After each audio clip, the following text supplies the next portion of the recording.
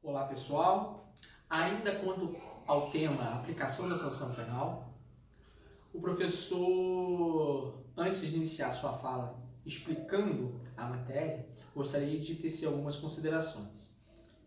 O Instituto Aplicação da Pena, aplicação da sanção penal, é um dos institutos do direito penal mais complexos que existem.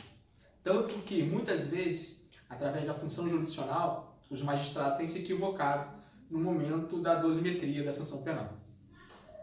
A gente poderia aqui tecer algumas considerações sobre o sistema trifásico, dentro de 30 minutos, exaurir a matéria, passar para uma matéria seguinte, só que eu não vou fazer isso, ok? Eu prefiro dar toda a dimensão da aplicação da sanção penal, pormenorizar esse instituto, sobretudo para você, né, que tem um desejo de fazer e prestar um concurso público que exige determinada complexidade do candidato, como é o caso da magistratura, Ministério Público, Defensoria Pública, ok? A gente vai entrar agora nessa aula em algo que tem uma certa complexidade, tem um certo grau de exigência por parte do aluno que está, né, nesse primeiro momento, tomando conhecimento da aplicação da sanção penal. A gente retrata aqui e prometo esclarecer as dúvidas no encontro online, ok? Vou fazer o meu melhor para me fazer esclarecer e fazer claro. Vamos lá. O primeiro ponto deste momento da aula é que eu preciso que os senhores entendam que elementares são diferentes das circunstâncias, ok? Para a gente entender o fato punível, eu preciso entender que o fato punível, previsto no tipo penal incriminador ou na norma penal incriminadora, é composto por fatores que, por sua vez, se desmembram em dados, circunstâncias, peculiaridades, fatos, né? De local, tempo, inclusive fazendo menção, por vezes, ao sujeito passivo, a vítima, por vezes ao sujeito ativo, o autor do comportamento. A doutrina, a literatura jurídica, resolveu denominar esses elementos, esses fatores que compõem a descrição típica, o fato punível, como elementos constitutivos do tipo penal, ou elementos essenciais constitutivos do tipo penal, ou simplesmente elementares típicas, ok? Estes dados, estes fatores que estão previstos no tipo penal incriminador formam as elementares típicas, servem para dar um tratamento como criminoso àquele comportamento, ok? Dito isso, essa é a primeira premissa, a gente tem que partir para uma segunda premissa. Existem circunstâncias igualmente previstas na legislação penal que influenciam na dosagem da pena, porém não são consideradas elementares típicas. Olha, nossa professor, existem circunstâncias que têm previsão legal, mas não são consideradas elementares típicas, ou seja, não fazem parte do fato punível. Exatamente. O fato punível é o mérito, né? É a análise se está ou não presente na realidade concreta que o operador do direito está analisando. Beleza? Ok. Como eu consigo diferenciar isso? O primeiro critério. As elementares típicas ou elementos constitutivos do tipo penal estão previstos, por óbvio, na norma penal incriminadora ou no tipo penal. As circunstâncias, por vezes, estão fora, por vezes não sempre, né? Fora do tipo penal incriminador. Fora da alçada da norma penal incriminadora. Mas, apesar de estarem fora deste tipo penal incriminador, da norma penal incriminadora, influenciam na dosimetria penal.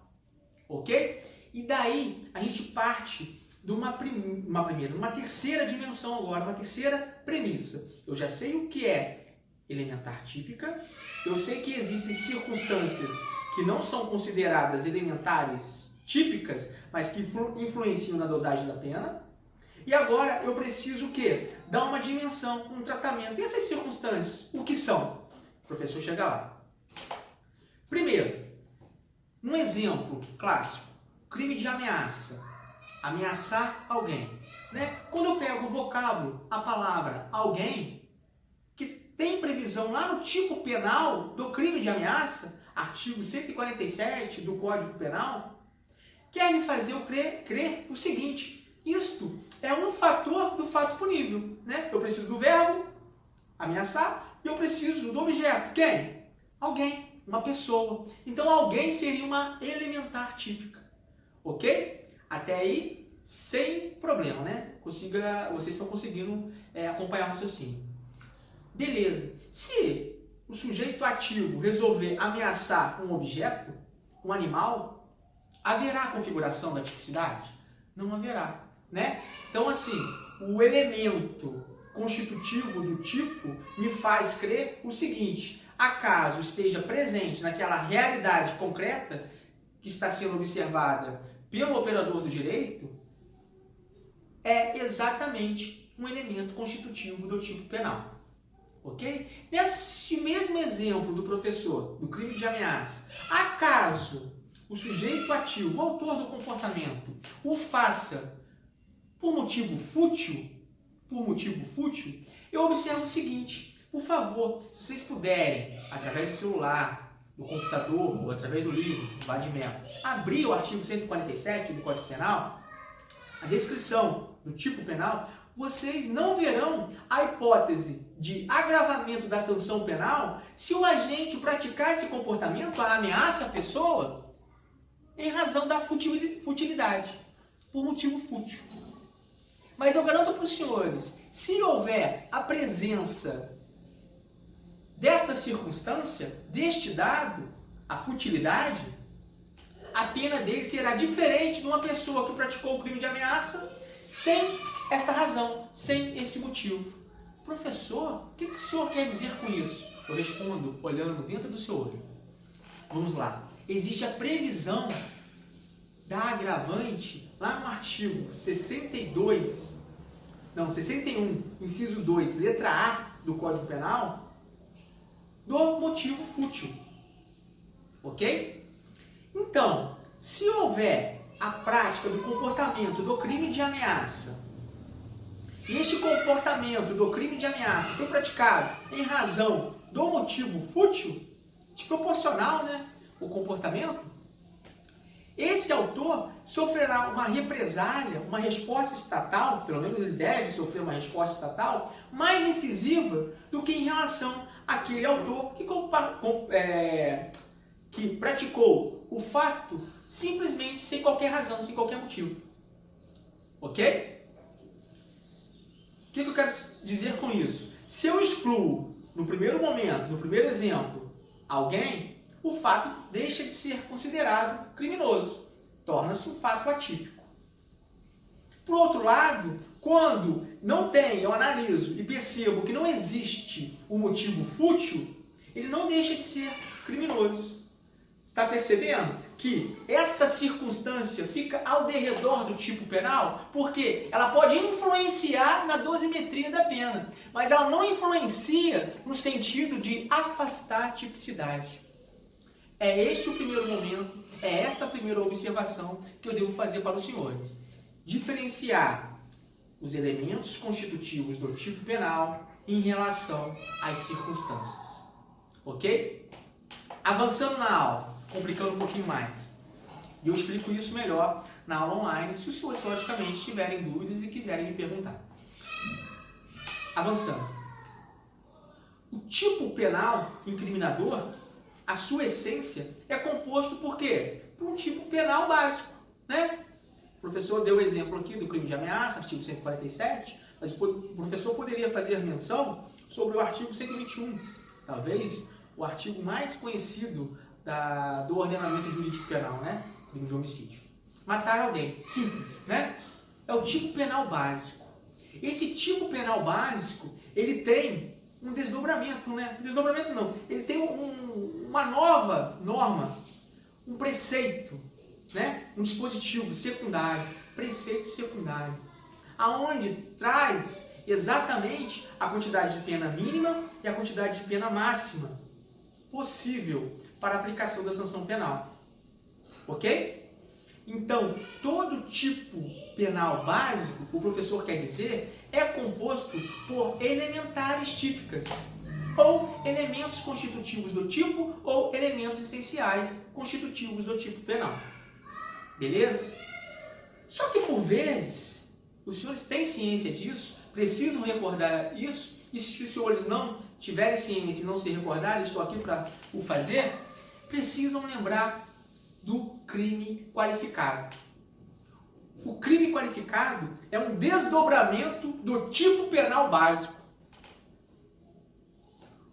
O crime qualificado é um tipo penal derivado.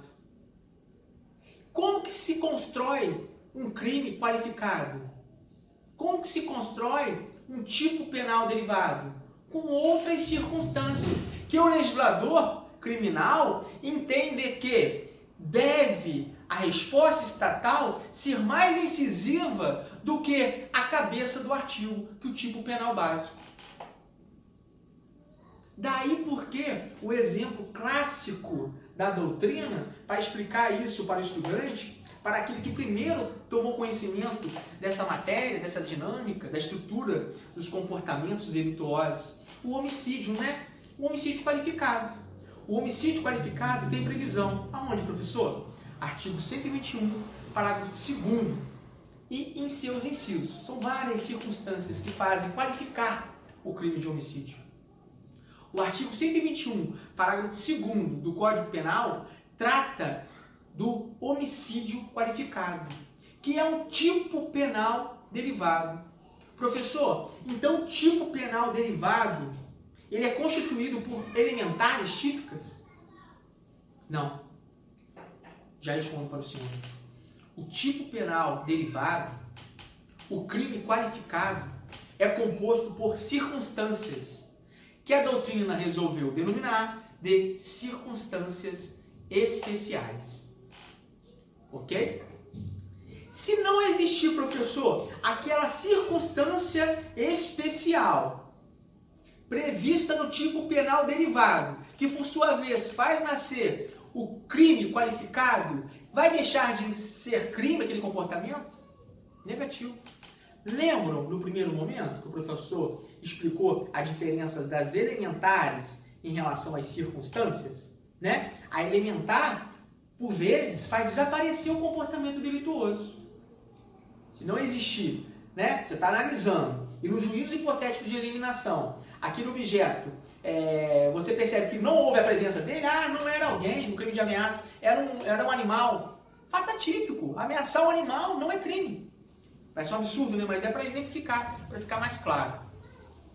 No tipo penal derivado, eu tenho circunstância especial, ok? Que faz incrementar a sanção penal. A pena muda agora, a pena mínima e a pena máxima, né? Se eu tenho tipo penal básico com a pena mínima e máxima em uma dimensão, no tipo penal derivado, eu tenho uma pena mínima, uma pena máxima em outra dimensão, em razão dessa circunstância peculiar, essa circunstância especial. Estou avançando aqui, vou ter que enterrar a aula, daqui a pouco eu volto para continuar a explicação.